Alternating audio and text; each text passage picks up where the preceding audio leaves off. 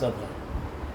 وہ مقصد یہ ہے کہ ہم سب ایک اللہ کو پہچان جائیں اور اللہ کو پہچان کر اس کے احکامات پر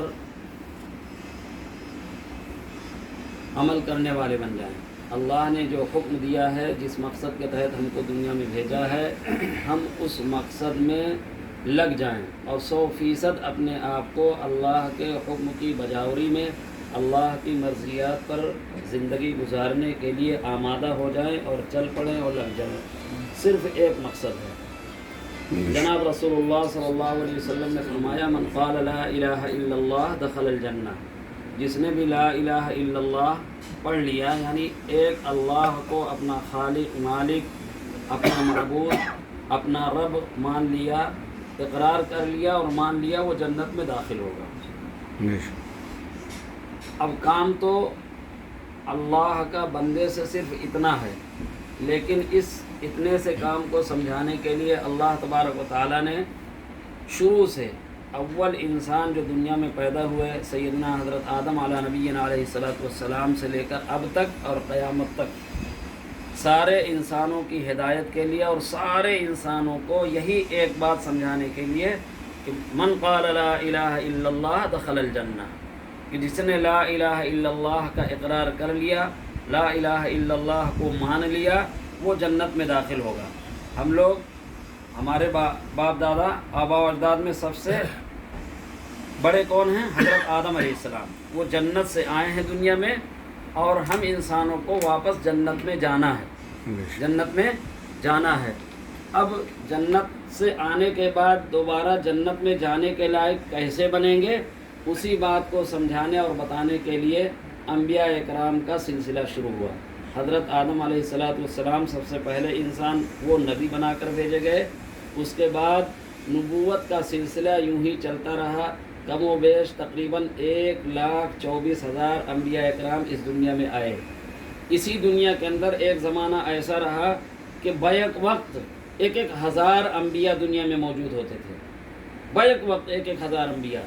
ہر خاندان کا الگ نبی ہوتا تھا، ہر ملک کا الگ نبی ہوتا تھا، ہر علاقے کا الگ نبی ہوتا تھا۔ اور ایسا بھی زمانہ آیا کہ پوری دنیا کے لیے اکیلا ایک نبی، جیسے آدم علیہ السلام آئے تو اکیلے نبی تھے، حضرت سلیمان علیہ السلام جس وقت نبی تھے وہ اکیلے نبی تھے، حضرت عیسیٰ علیہ السلام جب نبی تھے تو وہ اکیلے نبی تھے، اور حضرت عیسیٰ علیہ السلام کے دنیا سے زندہ آسمانوں پر اللہ نے اٹھا لیا۔ اس اٹھائے جانے کے 600 سال کے بعد جناب محمد رسول اللہ صلی اللہ علیہ وسلم اس دنیا میں تشریف لائے۔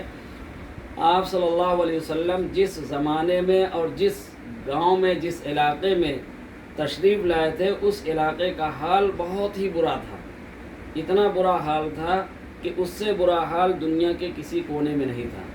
پتھروں کی پوجا ہوتی تھی، خون پیا جاتا تھا، اور دنیا کی جتنی برائیاں تھیں ساری کی ساری برائیاں وہاں موجود تھیں، وہاں پائی جاتی تھیں۔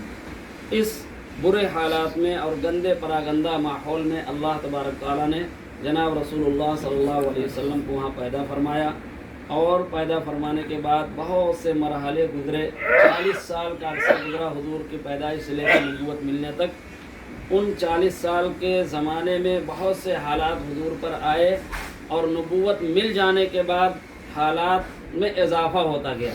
ایسا نہیں ہوا کہ نبی بنا دیے گئے تو سب نے آمنا و صدقنا کہہ دیا اور سب حضور کے پیچھے چلنے لگے۔ نہیں، حضور کے پیچھے سب نہیں چلنے لگے، بلکہ نبوت ملنے کے بعد اور زیادہ لوگوں کو خلش، اور زیادہ ضد، اور زیادہ دشمنی لوگوں کے اندر پیدا ہو گئی۔ دشمنی کی حد یہ ہو گئی کہ کفار مکہ کہتے تھے ما لہذا الرسول یاکل الطعام ویمشی فی الاسواق، یہ کیسا نبی ہے؟ یہ بھی کوئی نبی ہیں؟ یہ کھانا کھاتے ہیں اور بازار جاتے ہیں۔ تو کیا مطلب تھا؟ نبی کوئی فرشتہ ہونا چاہیے تھا، نبی کوئی فرشتہ ہونا چاہیے تھا۔ اس کا جواب دیا گیا۔ حضور پر جو وحی نازل ہوتی تھی قرآن کی شکل میں، اس پر طرح طرح کے اعتراضات ہوئے، تو اللہ تبارک و تعالیٰ نے اس کا چیلنج کیا، اس کا سوال کیا ان سے، فَأْتُوا بِسُورَةٍ مِّن مِّثْلِهِ۔ وہ کہتے تھے کہ حضور اپنی طرف سے گھڑ کے ساری باتیں بتاتے ہیں لوگوں کو، اور حضور سے جو ملاقات کر لیتا ہے تنہائی میں، حضور کی بات جو سن لیتا ہے، اس پر جادو کا اثر ہو جاتا ہے، وہ انہی کا ہو کے رہ جاتا ہے، پورا خاندان چھوڑ دیتا ہے، بیوی بچوں کو چھوڑ دیتا ہے، اور حضور اپنی طرف سے گھڑ کے ساری باتیں پیش کرتے ہیں، نعوذ باللہ۔ اس طرح کے الزامات ہوتے رہے، 1 2 4 6 مہینہ 2 مہینہ الزامات کی بوچھار چلتی رہی۔ پھر اللہ تبارک تعالیٰ نے جو حد سے زیادہ تجاوز کیے وہ لوگ، تو حضور اللہ نے جو ہے پیش کیا ان کے سامنے چیلنج، فَأْتُوا بِسُورَةٍ مِّن مِّثْلِهِ، اسی جیسے تم بھی ایک صورت بنا کے لاؤ، وَإِن كُنتُمْ شُهَدَاءَ، پوری تفصیل ہے، اس میں نہیں جانا ہے۔ تو حضور اکرم صلی اللہ علیہ وسلم کے اوپر حضور آئے کیوں؟ ہم کو لا الہ الا اللہ کا مشن